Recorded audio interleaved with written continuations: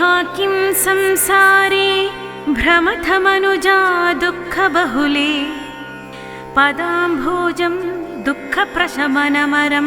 संश्रयत मे इतीशान सर्वान् परमकरुणानीरधिरहो पदाब्जं हृद्हृत्या भुजनिभ करेणोपदिशति संसारानलतापतप्त हृदया सर्वे जवान्मत्पदं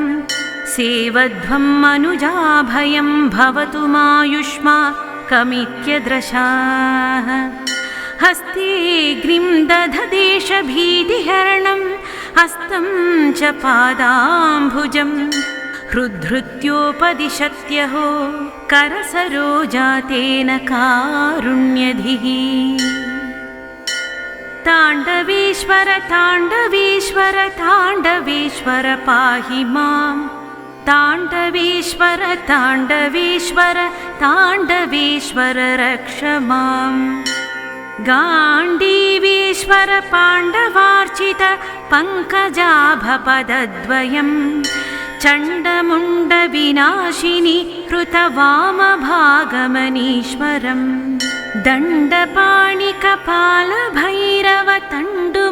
दण्डपाणिकपालभैरवतण्डुमुख्यगणैर्युतं मण्डिताखिलविनष्टपं विजितान्धकं प्रणमाम्यहम् भासमानशरीरकान्ति विभासिताखिलविष्टपं वासवाद्यमृताशसेवितपादपङ्कजसंयुतं कासमानमुखारविन्दजितामृतांशुमशेषहृत् वासताण्डवशङ्कर सकलाघनाशकमाश्रये मेरुपर्वतकार्मुकं त्रिपुरार्तनिर्जरयाचितं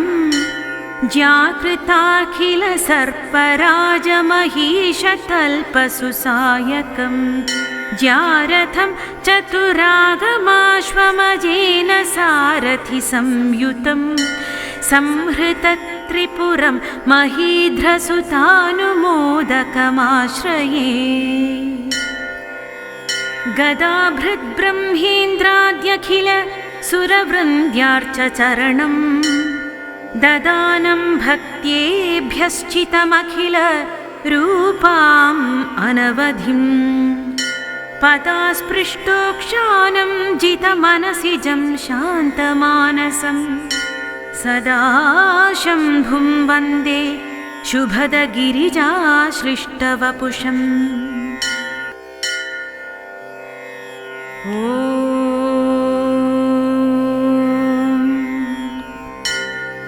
वृथा किं संसारे भ्रमथमनुजा दुःखबहुले पदाम्भोजं दुःखप्रशमनमरं संश्रयत मे इतीशान सर्वान् परमकरुणानीरधिरहो पदाब्जं हृद्हृत्या भुजनिभ करेणोपदिशति संसारानलतापतप्त हृदया सर्वे जवान्मत्पदं सेवध्वं मनुजाभयं भवतु मायुष्माकमित्यद्रशाः हस्तेऽग्निं दधदेशभीतिहरणं हस्तं च पादाम्भुजं हृद्हृत्योपदिशत्यहो करसरोजातेन कारुण्यधिः ताण्डवेश्वर ताण्डवेश्वर ताण्डवेश्वर पाहि मां ताण्डवेश्वर ताण्डवेश्वर ताण्डवेश्वर रक्ष मां गाण्डीवेश्वर पाण्डवार्चित पङ्कजाभपदद्वयं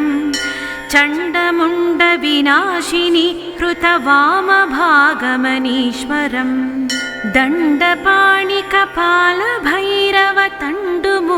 दण्डपाणिकपालभैरवतण्डुमुख्यगणैर्युतं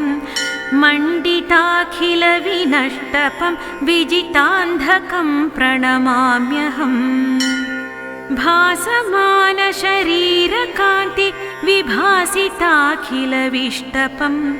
वासवाद्यमृताशसेवितपादपङ्कजसंयुतं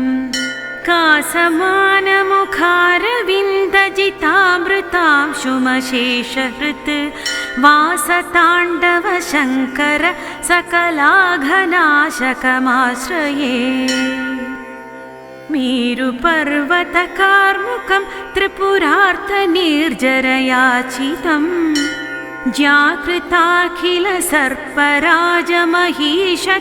ज्याकृताखिलसर्पराजमहीशतल्पसुसायकं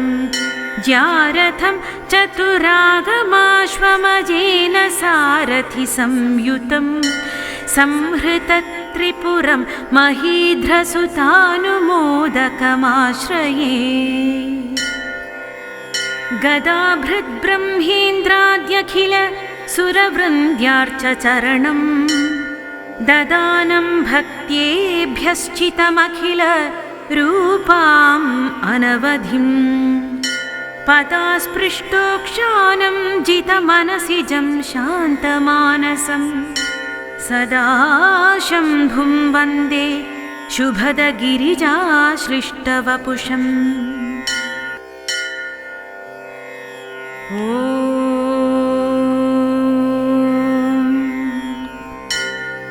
वृथा किं संसारे भ्रमथमनुजा दुःखबहुले पदाम्भोजं दुःखप्रशमनमरं संश्रयत मे इतिशान सर्वान् परमकरुणानीरधिरहो पदाब्जं हृद्हृत्या भुजनिभ करेणोपदिशति संसारानलतापतप्त हृदया सर्वे जवान्मत्पदं सेवध्वं मनुजाभयं भवतु मायुष्माकमित्यद्रशाः हस्तेऽग्निं दधदेशभीतिहरणं हस्तं च पादाम्भुजं हृद्हृत्योपदिशत्यहो करसरोजातेन कारुण्यधिः ताण्डवेश्वर ताण्डवेश्वर ताण्डवेश्वर पाहि मां ताण्डवेश्वर ताण्डवेश्वर ताण्डवेश्वर रक्ष मां गाण्डीवेश्वर पाण्डवार्चित पङ्कजाभपदद्वयं चण्डमुण्डविनाशिनि कृतवामभागमनीश्वरं दण्डपाणिकपालभैरवतण्डुमुख्यगणैर्युतं मण्डिताखिलविनष्टपं विजितान्धकं प्रणमाम्यहम् भासमानशरीरकान्ति विभासिताखिलविष्टपं वासवाद्यमृताशसेवितपादपङ्कजसंयुतं कासमानमुखारविन्दजितामृतांशुमशेषहृत् वासताण्डवशङ्कर सकलाघनाशकमाश्रये मेरुपर्वतकार्मुकं त्रिपुरार्तनिर्जरयाचितं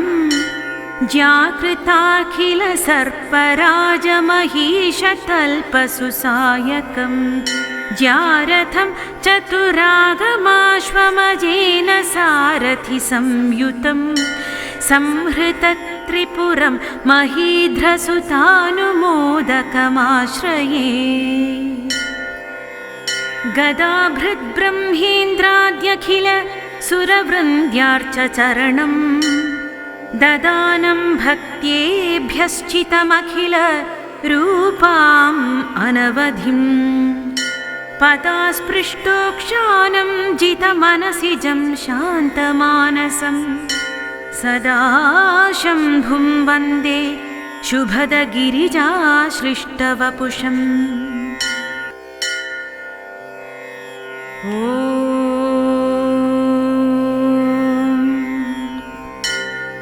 वृथा किं संसारे भ्रमथमनुजा दुःखबहुले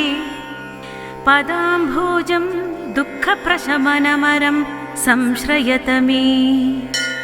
इतिशान सर्वान् परमकरुणानीरधिरहो पदाब्जं हृद्हृत्या भुजनिभ करेणोपदिशति संसारानलतापतप्त हृदया सर्वे जवान्मत्पदं सेवध्वं मनुजाभयं भवतु मायुष्माकमित्यद्रशाः हस्ते ग्रीं दधदेशभीतिहरणं हस्तं च पादाम्बुजं हृद्हृत्योपदिशत्यहो करसरोजातेन कारुण्यधिः ताण्डवेश्वर ताण्डवेश्वर ताण्डवेश्वर पाहि मां ताण्डवेश्वर ताण्डवेश्वर ताण्डवेश्वर रक्ष माम् गाण्डीवेश्वर पाण्डवार्चित पङ्कजाभपदद्वयं चण्डमुण्डविनाशिनि हृतवामभागमनीश्वरम् दण्डपाणिकपालभैरवतण्डुमुख्यगणैर्युतं मण्डिताखिलविनष्टपं विजितान्धकं प्रणमाम्यहम् भासमानशरीरकान्ति विभासिताखिलविष्टपं वासवाद्यमृताशसेवितपादपङ्कजसंयुतं कासमानमुखारविन्दजितामृतांशुमशेषहृत् वासताण्डवशङ्कर सकलाघनाशकमाश्रये मेरुपर्वतकार्मुकं त्रिपुरार्तनिर्जरयाचितं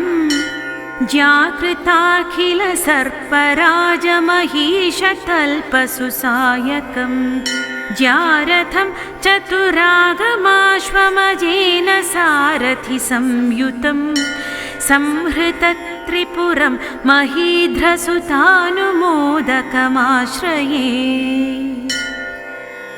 गदाभृद्ब्रह्मेन्द्राद्यखिल सुरवृन्द्यार्चचरणं ददानं भक्त्येभ्यश्चितमखिल रूपाम् अनवधिम् पदास्पृष्टोक्षानं जितमनसिजं शान्तमानसं सदा शम्भुं वन्दे शुभदगिरिजाश्लिष्टवपुषम्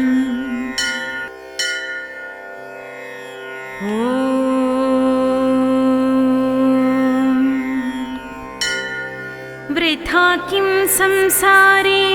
भ्रमथमनुजा दुःखबहुले पदाम्भोजं दुःखप्रशमनमरं संश्रयत मे इतिशान सर्वान् परमकरुणानीरधिरहो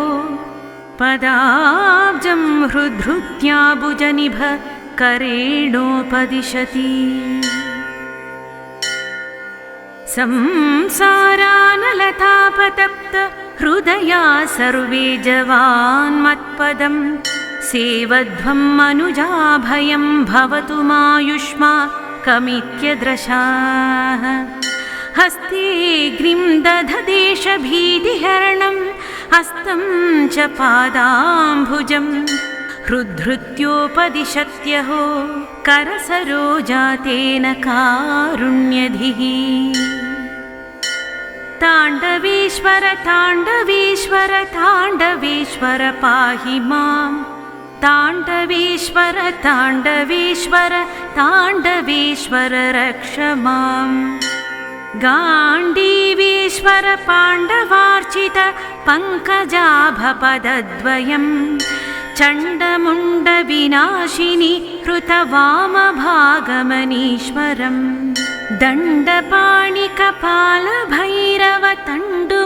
दण्डपाणिकपालभैरवतण्डुमुख्यगणैर्युतं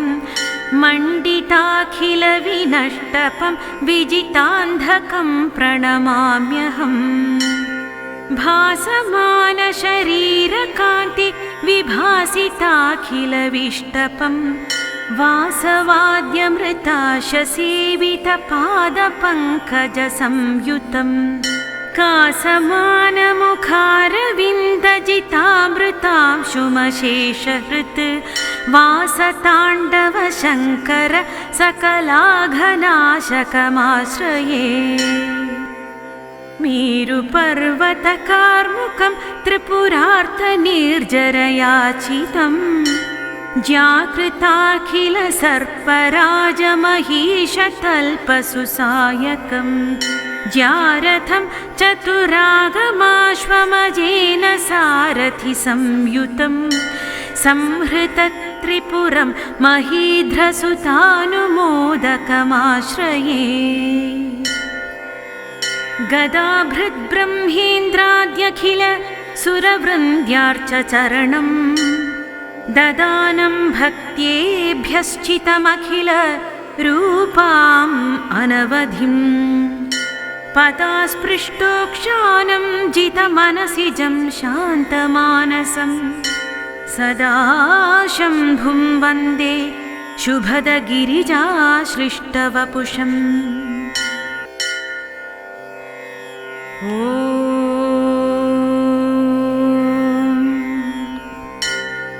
वृथा किं संसारे भ्रमथमनुजा दुःखबहुले पदाम्भोजं दुःखप्रशमनमरं संश्रयत मे इतीशान सर्वान् परमकरुणानीरधिरहो पदाब्जं हृद्हृत्या भुजनिभ करेणोपदिशति संसारानलतापतप्त हृदया सर्वे जवान्मत्पदं सेवध्वं मनुजाभयं भवतु मायुष्माकमित्यद्रशाः हस्तेऽग्निं दधदेशभीतिहरणं हस्तं च पादाम्भुजं हृद्हृत्योपदिशत्यहो करसरोजातेन कारुण्यधिः ताण्डवेश्वर ताण्डवेश्वर ताण्डवेश्वर पाहि मां ताण्डवेश्वर ताण्डवेश्वर ताण्डवेश्वर रक्ष मां गाण्डीवेश्वर पाण्डवार्चित पङ्कजाभपदद्वयं चण्डमुण्डविनाशिनि हृतवामभागमनीश्वरं दण्डपाणिकपालभैरवतण्डुमुख्यगणैर्युतं मण्डिताखिलविनष्टपं विजितान्धकं प्रणमाम्यहम् भासमानशरीरकान्ति विभासिताखिलविष्टपं वासवाद्यमृताशसेवितपादपङ्कजसंयुतं कासमानमुखारविन्दजितामृतांशुमशेषहृत् वासताण्डव शङ्कर सकलाघनाशकमाश्रये मेरुपर्वतकार्मुकं त्रिपुरार्थनिर्जरयाचितं जाकृताखिल सर्पराजमहीशतल्पसुसायकं जारथं चतुरागमाश्वमजेन सारथि संयुतं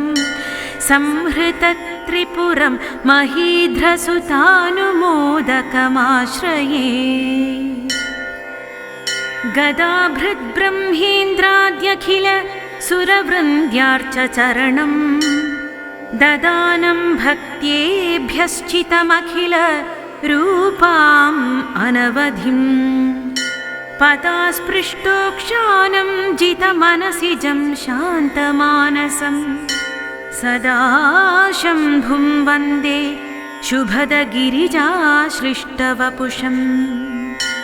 इति श्री जगद्गुरु श्री शृंगेरी पीठाधिप श्री चंद्रशेखर भारती श्रीपादै विरचितं श्री ताण्डवेश्वर स्तोत्रं सम्पूर्णम्।